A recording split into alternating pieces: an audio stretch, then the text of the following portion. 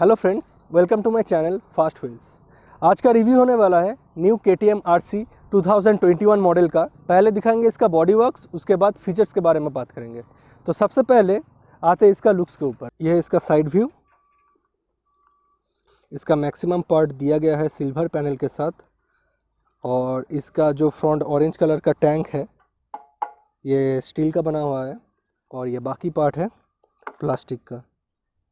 इसमें जो सीट है ये वेल कुशन्ड है, और इसका जो कपड़ा यूज़ किया है ये है अल्कंटारा। और इसका पीछे आप देख सकते हैं वाइब्रे का इसका जो है पीछे का रियर ब्रेक है, और 230 mm का rear disc brake. Adjustable monoshock जो कि बहुत सॉफ्ट ट्यूनिंग में है। यह है फ्रंट ब्रेक जो कि 320 mm का इस साइड से दिखेगा।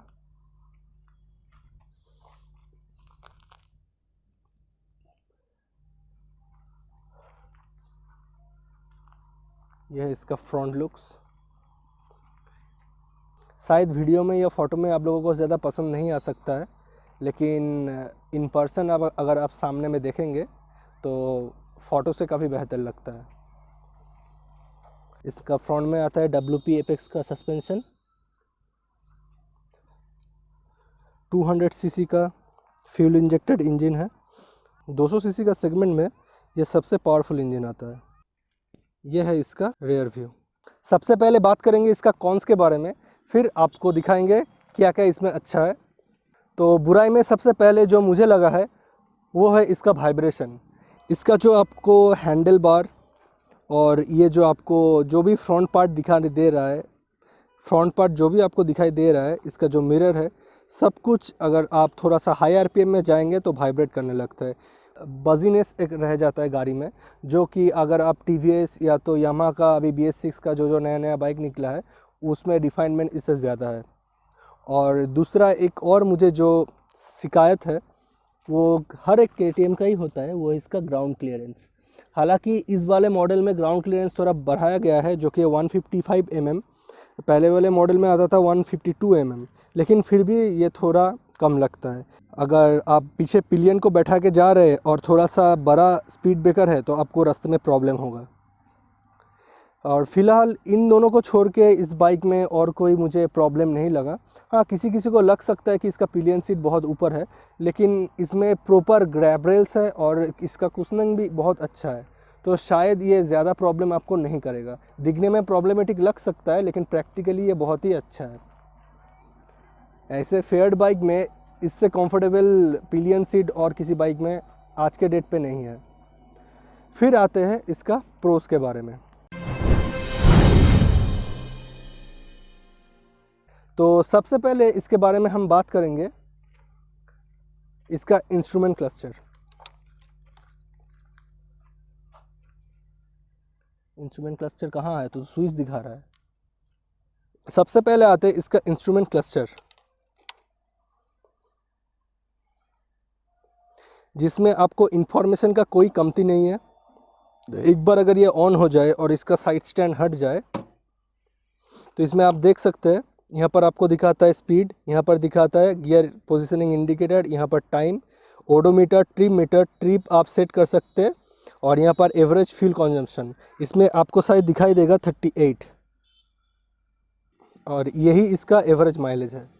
काफ़ी लोगों को शायद लग रहा होगा कि ये फेक है, इतना माइलेज नहीं देता।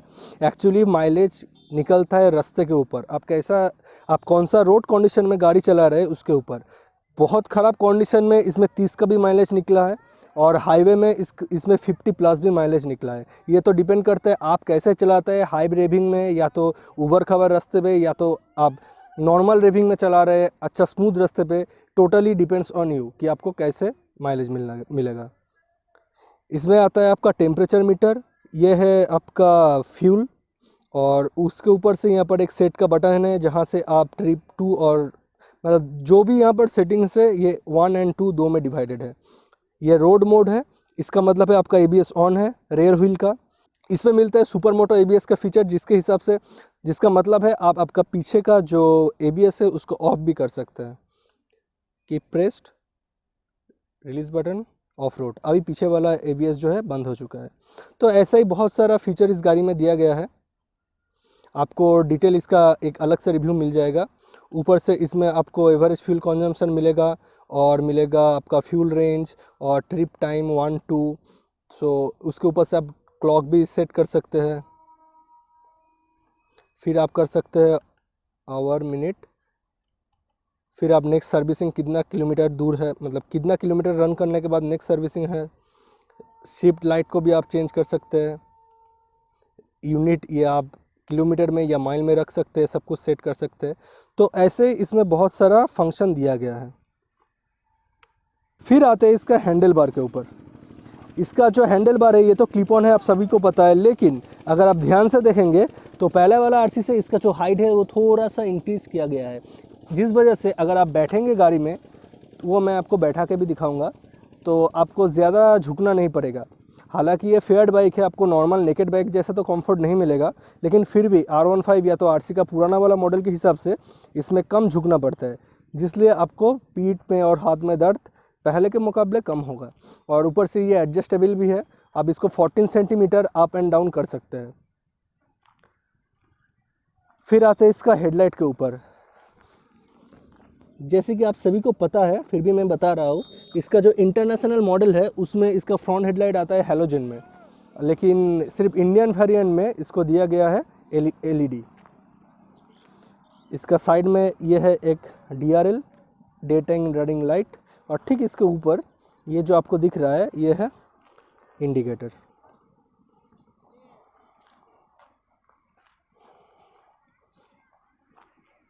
इसका मिरर फोल्डेबल है, आप किसी भी एंगल में इसको घुमा सकते हैं, जैसे भी आप चाहे कर सकते हैं। पहले वाला RC में ये एक दिक्कत था कि इसका जो ये वाला बार है ये एकदम फिक्स था, अभी इसको ठीक कर दिया गया है। और फंक्शनल बात बोले तो ये वाला जो सस्पेंशन है ये बहुत ही अच्छा है।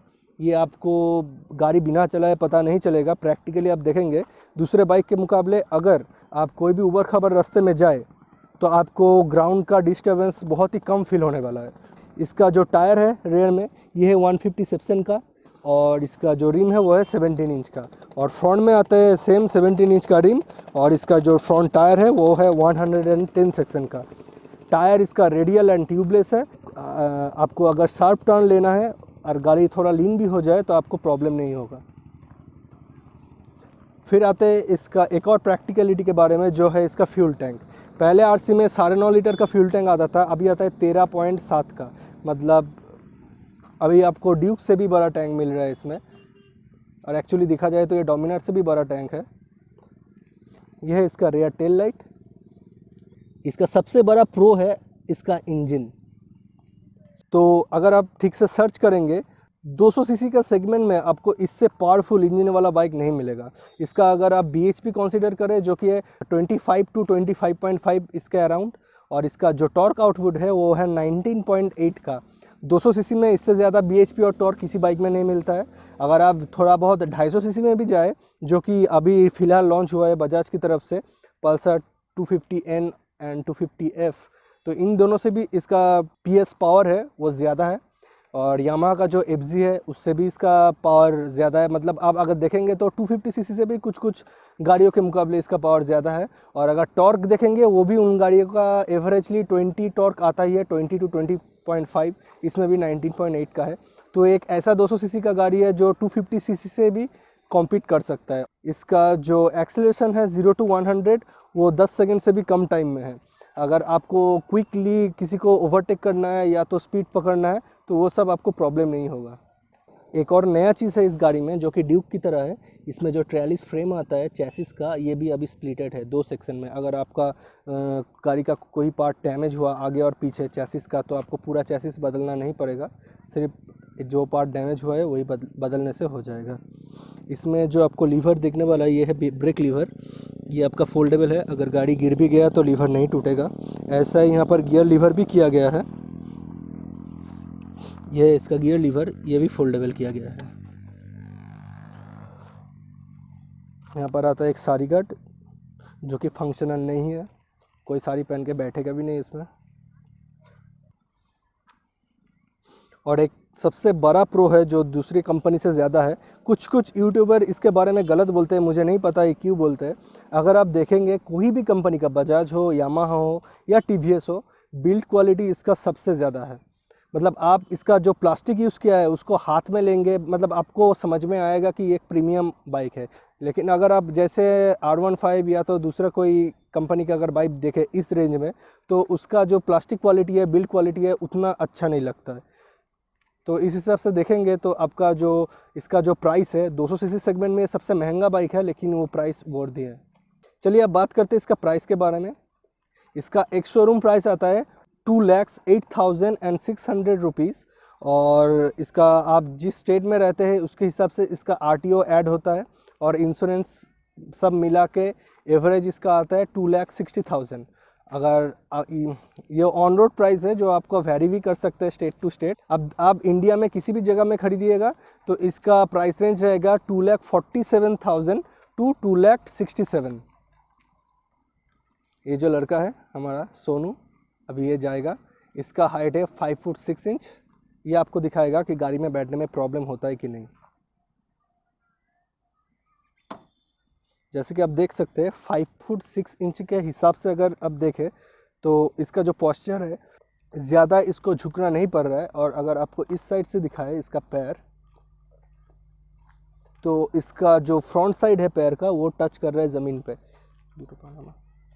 दोनों पैर उतारने से आप देख सकते हैं कि इसका टो टच कर रहा है। मतलब 5 फुट 6 इंच में भी कोई भी इस गाड़ी को संभाल सकता है, लेकिन अगर इससे हाइट किसी का कम होगा तो शायद वो प्रॉब्लमेटिक हो सकता है।